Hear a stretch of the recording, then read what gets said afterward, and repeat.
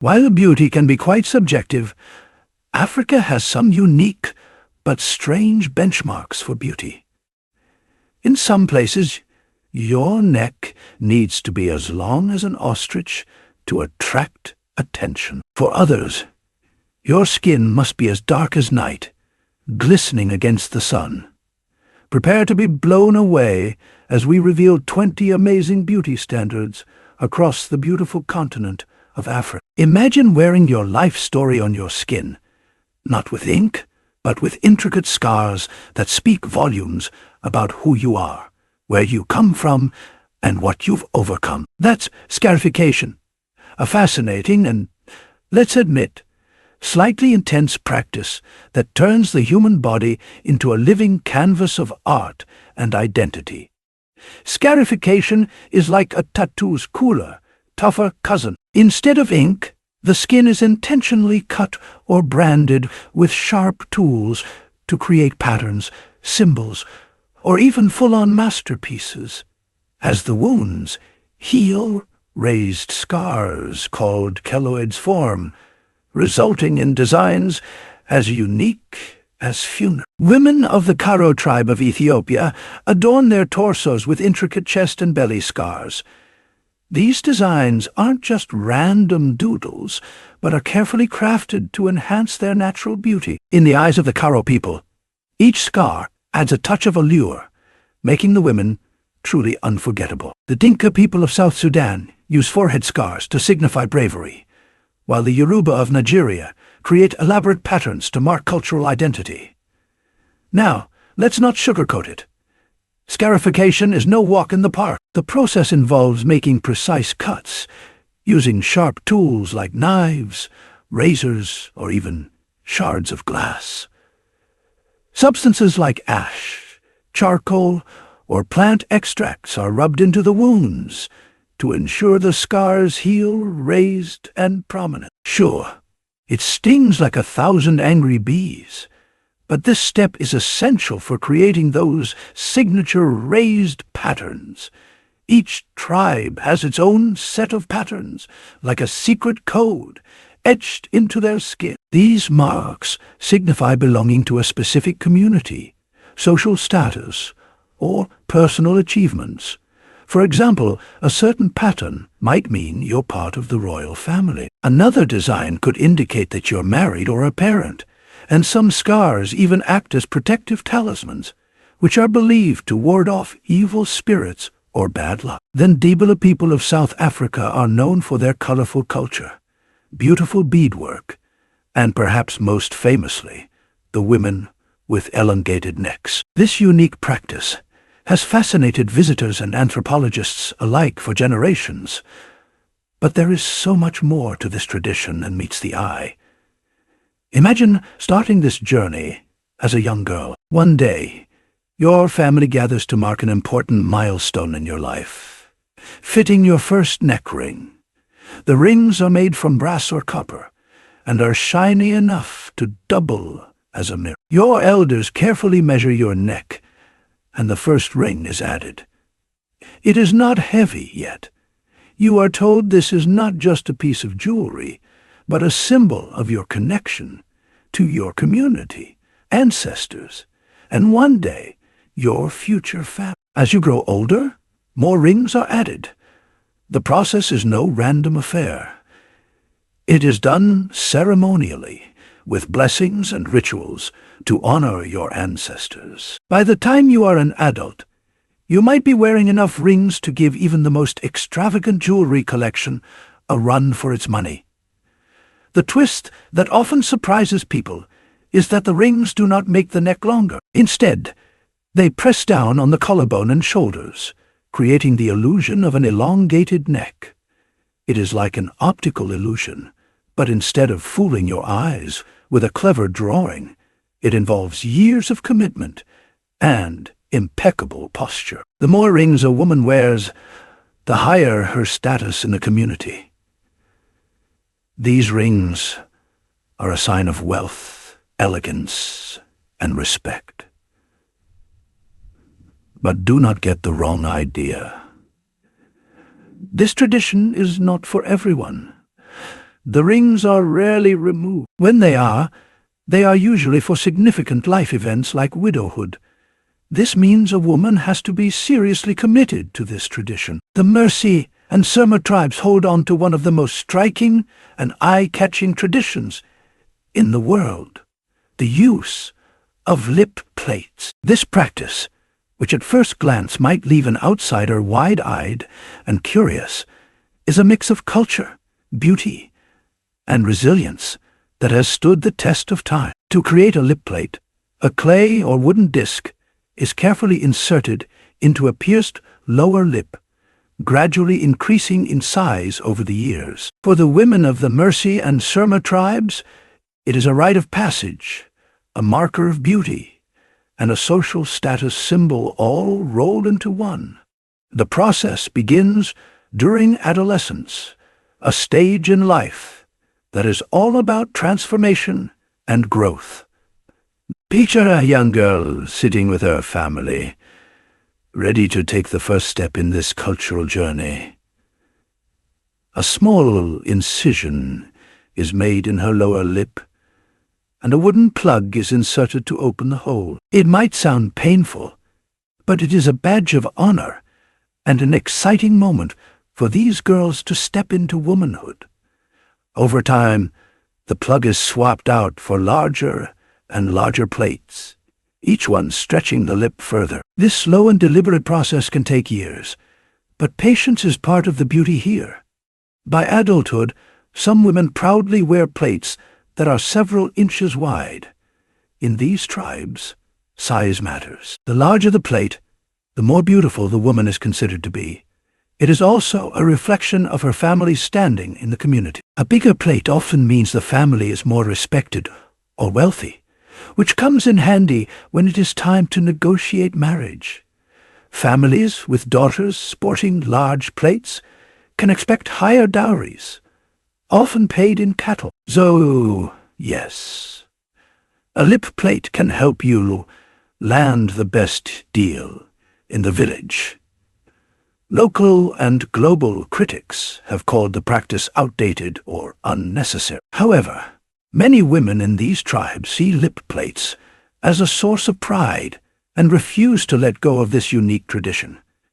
It is a balancing act between holding on to the past and embracing the future. The Maasai people who live in Kenya and Tanzania have a fascinating tradition that has captured the curiosity of many: stretched earlobes. It might sound a bit unusual initially, but for the Maasai, it's not just about beauty. It's a powerful symbol of cultural identity, pride, and belonging. It all begins when children are very young. They begin their journey into this distinctive tradition at a certain age, usually around 5 or 6. Small piercings are made in their earlobes, not too large at first, just enough to create a small hole. This is a simple and painless procedure, which marks the beginning of a long, careful process. Over time, as they get older, they start stretching their earlobes, but it doesn't happen overnight. As the child grows, so does their earlobe. They don't just suddenly get big and stretched. No, the Maasai take their time. The process is gradual, almost like a careful art form. Materials like wooden plugs, stones, or even bones slowly expand the ear piercings. These objects are inserted into the holes, and as time goes by, they get a little larger, and so do the holes. The Maasai believe that this method ensures the ears are stretched safely and naturally. Now, what's the point of all this ear stretching? Well, stretched earlobes are much more than a cosmetic choice. For the Maasai, they are a symbol of beauty, maturity, and pride. A person with beautifully stretched earlobes is considered wise, experienced, and fully grown. It's like a social badge marking someone as an adult, ready to take on the responsibilities of age. The bigger the earlobes, the more it's admired in the community. Some Maasai even believe that large earlobes make a person look more graceful and dignified. The Himba people of Namibia are known for their striking red-hued skin and hair, a unique feature that has fascinated travelers and anthropologists for centuries. This iconic look differs from the result of fancy cosmetics or beauty products in a modern store. Instead, it's all about a mixture of butterfat and red ochre, a naturally occurring pigment that gives the himba its signature red appearance. At the heart of this practice is using an ointment known as ochizi, a combination of butterfat, usually from cows, and red ochre. This mix is applied to the skin and hair, creating the deep reddish tone that makes the himba so easily recognizable. While we might find it strange to cover ourselves in something that could be mistaken for mud, for the himba, ochiza is also essential for protection. Their desert environment is harsh, the sun is hot, the insects are relentless, and the air is dry. The red paste acts as a natural sunscreen, protecting the skin from the sun's rays. It shields their delicate skin from sunburns, which could be a real problem in such a climate.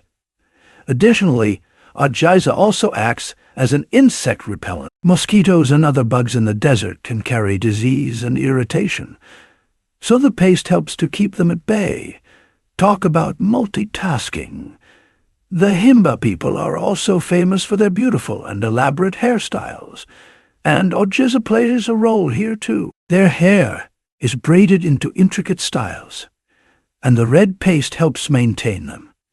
With it, their hair would be dry and easier to manage in such a dusty, windy environment. The paste gives their hair a glossy finish, making those braids even more stunning and helping them last longer.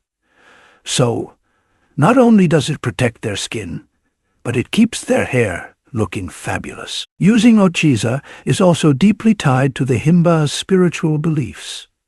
The red color represents more than just beauty. It's a physical manifestation of the earth's vitality and the forces that sustain life. The Himba see their connection to the earth as sacred, and applying ochiza is a ritual that strengthens that bond. It's also a way to connect with the ancestors and keep their traditions alive. Teeth filing is an ancient and fascinating practice of the Mond people, who mainly live in Tanzania and Mozambique. It involves reshaping the teeth into sharp, pointed forms, and this is done as a rite of passage. This practice isn't just about aesthetics. It's deeply rooted in the Mon culture and symbolizes beauty, maturity, and identity.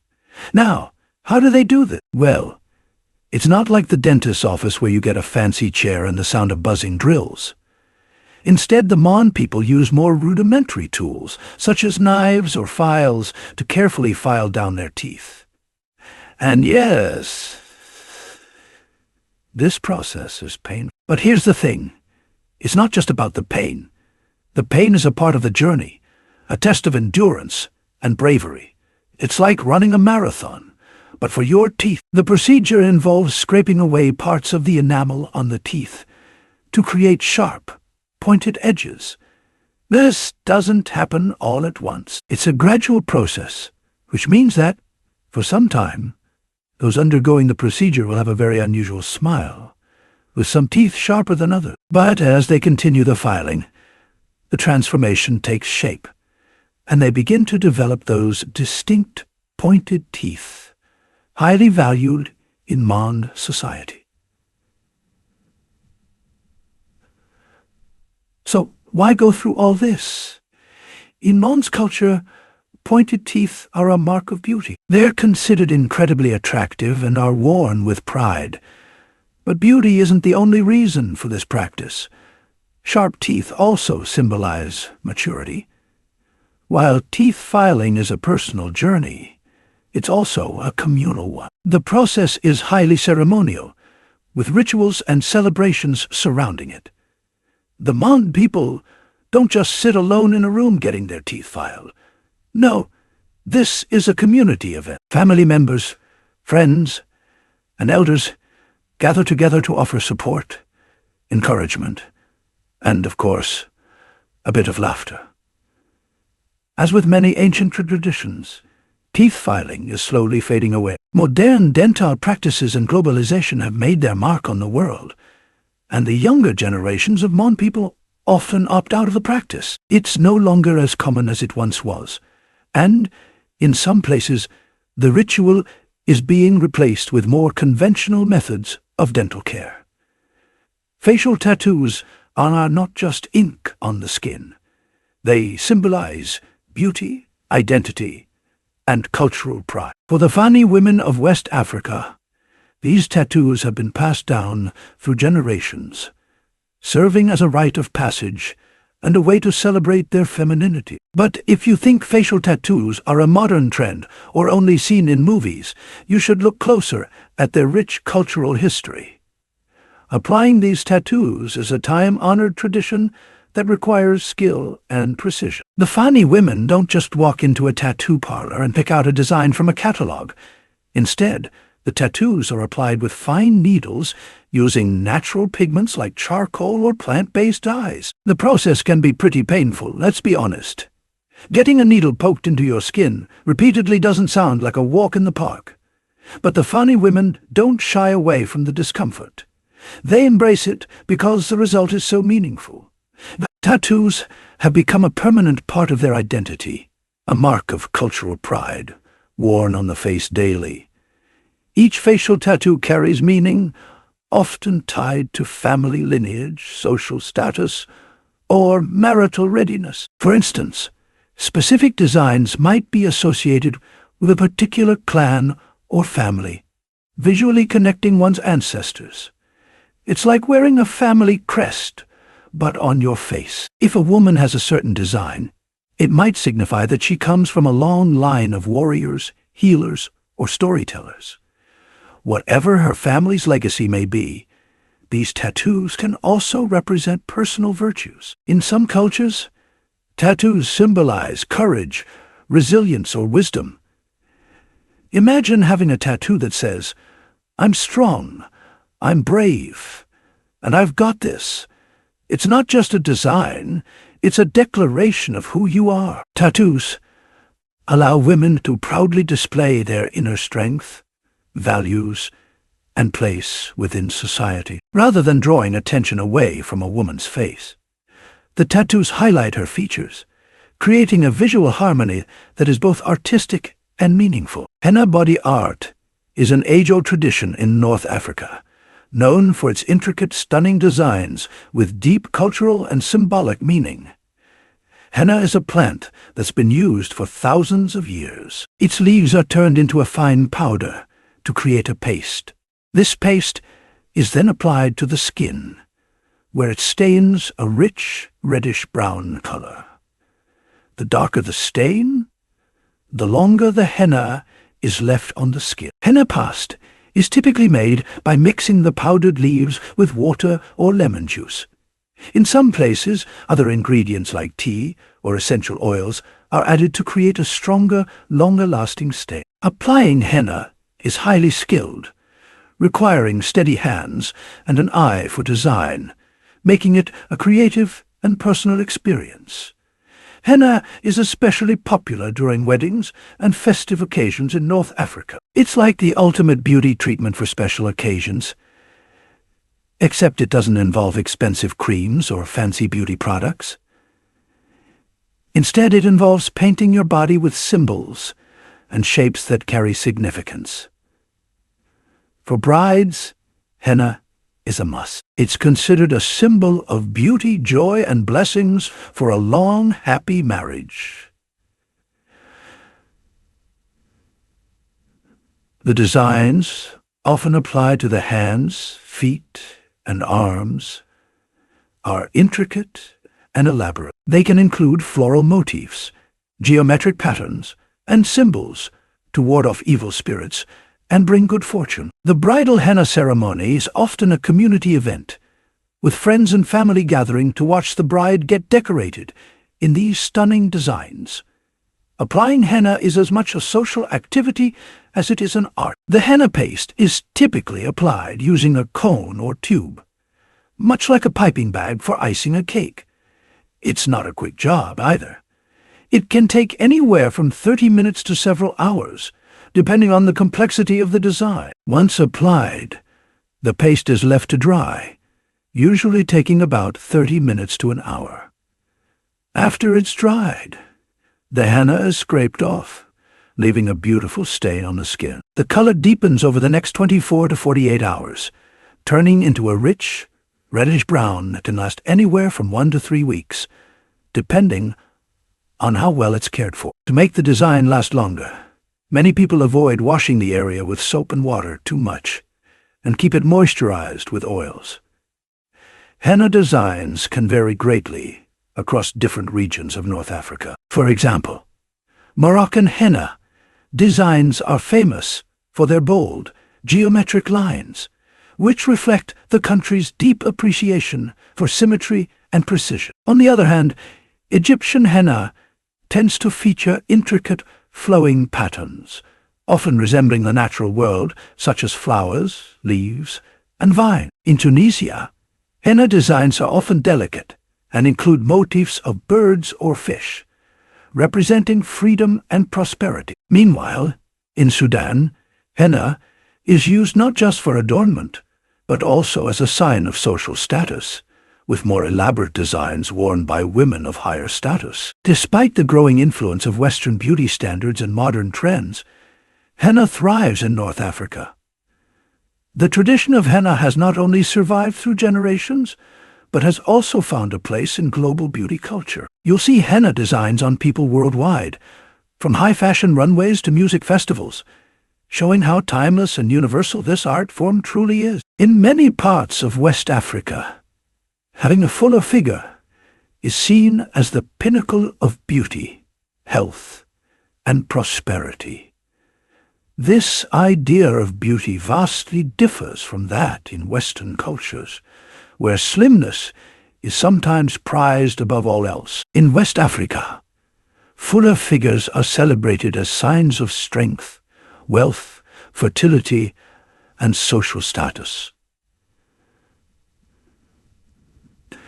The preference for fuller figures in West Africa is deeply rooted in history. A long time ago, in communities where food wasn't always abundant and survival was a challenge, a robust body symbolized success. In agricultural societies, where the ability to grow crops and secure food meant you were thriving, a fuller figure was an indicator of access to resources and good health. A bigger body meant you could endure the hardships of farming and had enough resources to sustain yourself and your family.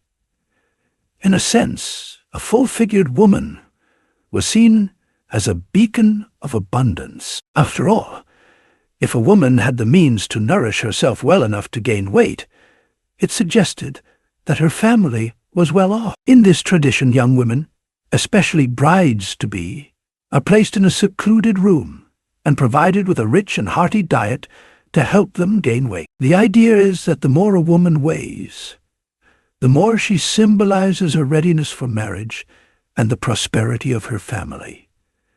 There's also a connection between fuller figures and fertility in West African culture. The belief is that a curvier woman is more likely to bear children and have a healthy pregnancy. In societies where children are highly valued, particularly for helping with work and ensuring the continuation of the family line, the idea of fertility is a major factor in why fuller figures are prized. A woman with a fuller body is seen as capable of carrying and nurturing a new life, which is a huge source of pride for her and her family.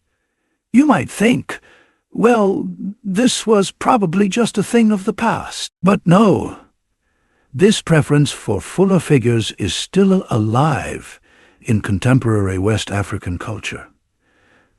The appreciation for curvier women has spilled into popular media, including music, fashion, and film. Artists like Nigerian singer and songwriter Burna Boy or Ghanaian actress Lydia Forson celebrate fuller figures in their work. Fashion trends also highlight curvy body types, with designers often showcasing models with fuller, more natural figures on the runway. Many fashion designers in West Africa actively avoid the ultra-slim, often unattainable body standards that dominate the Western fashion world.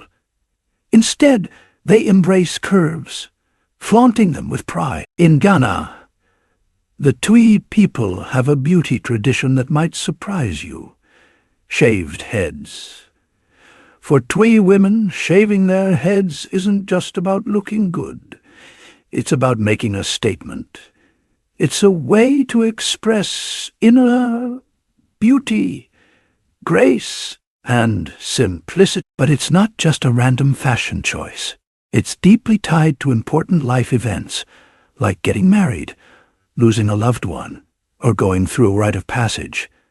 When a woman shaves her head, it symbolizes a fresh start. It represents purity, the shedding of past burdens, and even spiritual transformation.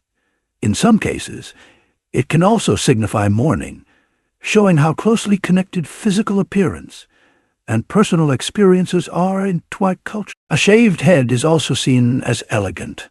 The smooth, clean look makes a person's face stand out and highlights their natural beauty without distracting hairdos.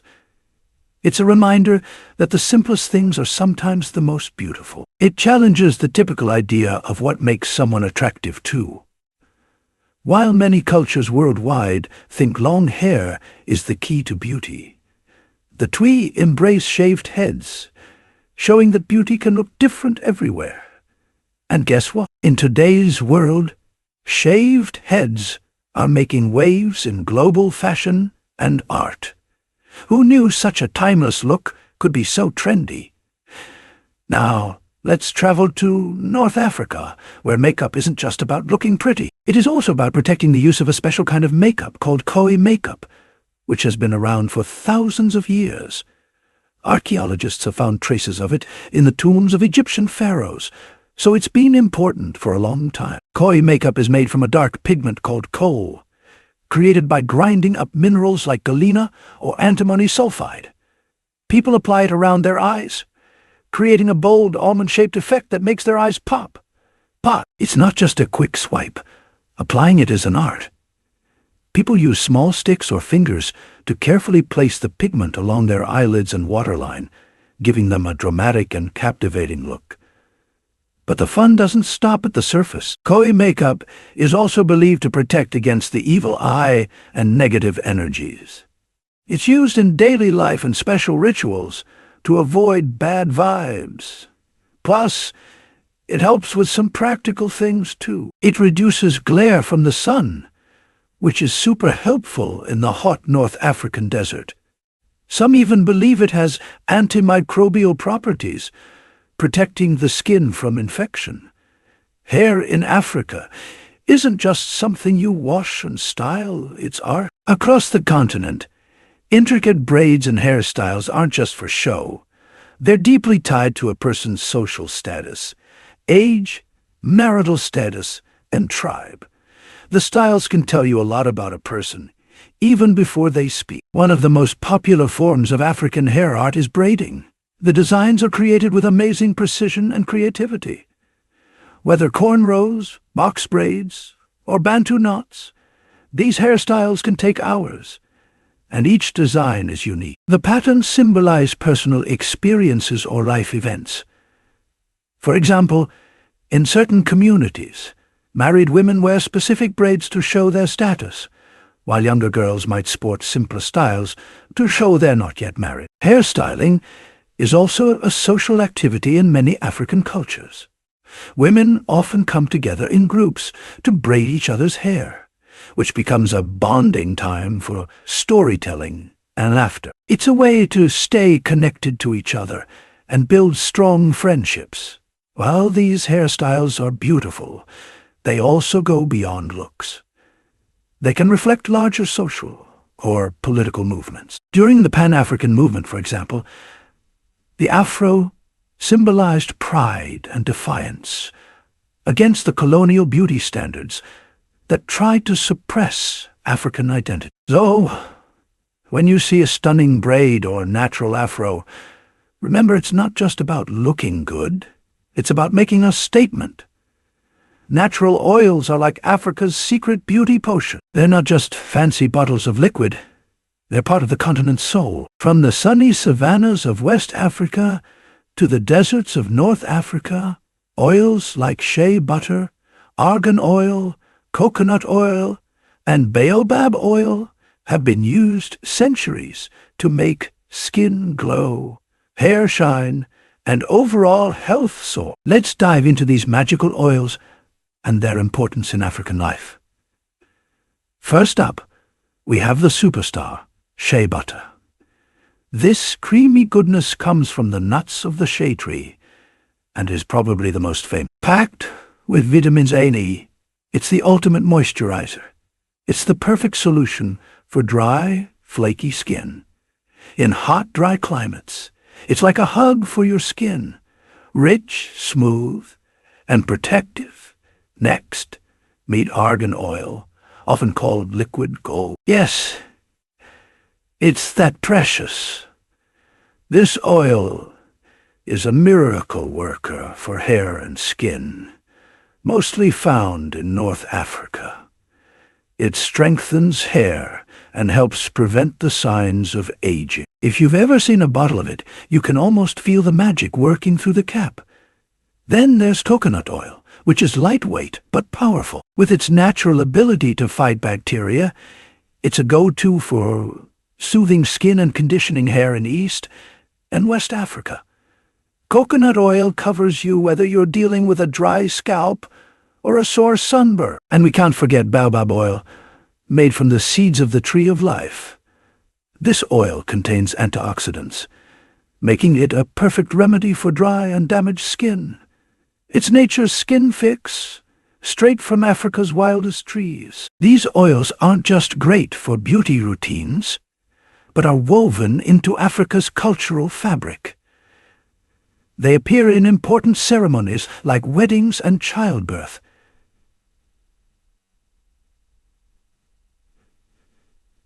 symbolizing purity, protection, and prosperity. They also support local communities. Many African women harvest and sell these oils, helping their families and economies thrive. Let's talk about Africa's other precious treasures, traditional jewelry.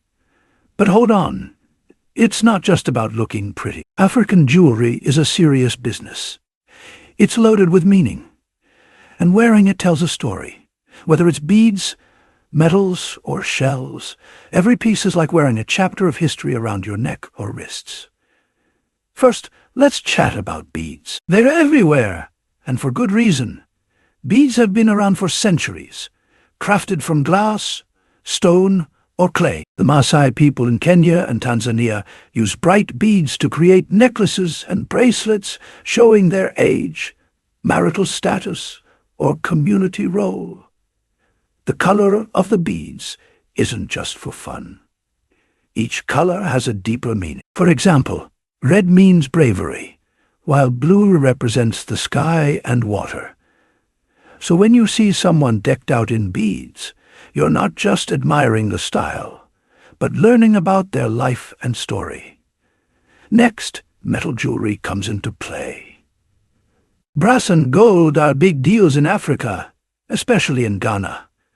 The Awan people are famous for their gold jewelry, representing wealth and power. These pieces aren't just for show. They're passed down through generations, making them family treasures. It's like wearing history. And then we have cowrie shells. These little beauties are more than just shiny decorations. They were used as currency for centuries. Talk about making jewelry valuable. Cowries represent prosperity and protection, often used in necklaces, headdresses, and belts. So when you see these shells, remember they've got some serious power behind them. Creating these pieces takes a lot of work. It's an art form that involves many hands and years of experience. Whether it's a necklace or a bracelet, every piece of jewelry is a story waiting to be told. These aren't just accessories, but cultural markers representing personal and communal histories. Facial marks are an important tradition among the Yoruba people of Nigeria. These marks, carved into the skin during childhood, represent much more than decoration. They symbolize identity, beauty, and heritage. Creating these marks is both a ritual and a special tradition. Skilled elders or artisans use sharp tools to make the marks and apply natural substances like ash or plant extracts to help the skin heal. Although the process can be painful, it is seen as a way to honor family history and strengthen a person's connection to their community. These marks have many purposes. First, they act like a name tag showing which family, clan, or region someone belongs to. Certain patterns can reveal whether a person is from or another Yoruba group. The marks also enhance beauty and make a person's features stand out. Beyond identity and beauty, the marks are believed to have spiritual powers. Some patterns are thought to protect the wearer from evil spirits or bring good luck. Others mark important moments in life, like birth, marriage, or coming of age, making the wearer's life story visible for all to see. For the Maasai women of Kenya and Tanzania, beaded necklaces are much more than pretty jewelry. They are a way to express who they are, where they come from, and what they value. Each necklace is like a colorful storybook you can wear. The Maasai are famous for their amazing beadwork. These necklaces are made from beads crafted from glass, seeds, or stones, arranged in beautiful, meaningful patterns. The colors are chosen because they look nice and symbolize important things. Red means bravery and strength, blue stands for the sky and water, and green represents fertility and rich lands. The colors tell others about the wearer, like her age, whether she is married, or her role in the community. Making these necklaces is a fun social activity. Women gather to create them, sharing laughs, stories, and skills. It is not just about the final product, but about bonding with others and passing down traditions. Wearing these necklaces is equally meaningful. Some designs are worn for special occasions, like weddings, coming-of-age ceremonies, or big celebrations. The necklaces are also stunning. Imagine layers of colorful strands framing a woman's face and neck, making her look elegant and confident. Being full-figured is seen as a sign of beauty, health, and readiness for marriage among the Ifik people of Nigeria. They even have a tradition called the fattening room to celebrate this idea.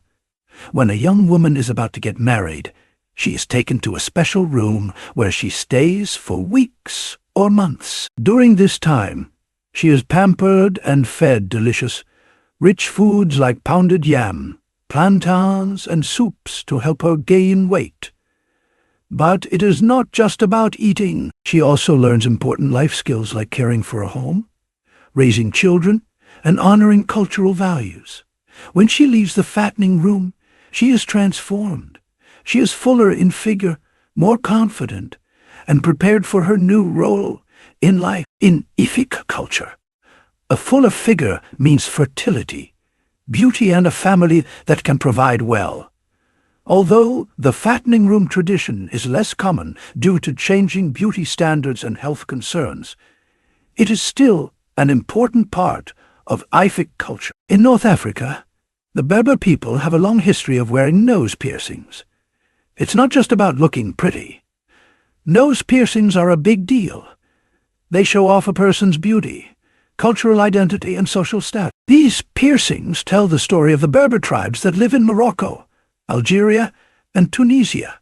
The jewelry used in these piercings is often made of silver or gold, not just for decoration. It's carefully designed with unique patterns and small charms. Each design has a special meaning. For example, certain shapes might tell if a woman is married or what tribe she belongs to. Silver is the most common material for jewelry because it's believed to have special protective and spiritual powers. Getting a nose piercing is a rite of passage for young girls in Berber culture. It usually happens when a girl becomes a teenager, marking the shift from childhood to womanhood. The piercing is often done in one nostril, which is thought to make a person's face look even more beautiful. For many Berber women, wear nose jewelry is a way to show pride in their culture and connect with their ancestors. While younger generations might follow the tradition, fewer and fewer Berber women wear nose jewelry for special events like weddings. And the best part, tradition even influences modern fashion, blending old and new in creative ways. In the Ivory Coast, beauty is all about curves. Olot, which means Queen of Beauty, describes women with wide hips and fuller figures. A curvy body is a sign of health, beauty, and prosperity. There are even beauty pageants called Olot, where women with curvy figures compete for the title of Queen of Beauty. But these contests aren't just about looks. Women are judged on their confidence, charm, and how well they represent the culture of the Ivory Coast. It's about more than just beauty. It's about carrying the spirit of the culture with grace. Curvy women are admired because their body shape indicates good health and fertility. It also shows that a person thrives in a community that values abundance and strength. What's interesting is how the beauty standards in the Ivory Coast are different from Western ideals. While many Western cultures focus on slim bodies, the Ivory Coast celebrates fuller figures. This shows that beauty can look different in different parts of the world, and every culture has its idea of what makes someone beautiful. The Turkana people are an ethnic group from northern Kenya who speak Nilotic language. They've kept their traditions alive, largely unaffected by outside influences. One of the most important traditions among the Turkana is wearing beaded jewelry, especially by women. These beads are more than decoration. They carry deep cultural meaning and are essential to a woman's identity. For Turkana women, beads are a huge part of their daily life. The beads, which can weigh up to 5 kilograms, are worn all the time, except when sleeping or mourning. Wearing such heavy jewelry may seem uncomfortable, but it symbolizes a woman's beauty, wealth, and social standing. The more beads a woman wears, the more respected and wealthy she is seen to be in the community. Beads also play a role in marriage. In Turkana culture, men avoid women who don't wear beads because it's seen as a sign that the woman is not of high social status or is not ready for marriage. Beads are seen as a way of showing a woman's maturity and social position. The more elaborate and heavier the beads, the more attractive and marriageable the woman is. For the Turkana, wealth is measured by beads as much as cattle. A woman's collection of beads shows her wealth and power within the community. The more intricate and large her beadwork, the more prestigious she is seen. Beads, therefore, are a way of displaying social status and personal wealth. Thanks for watching. Please leave us a thumbs up and subscribe for more videos like this.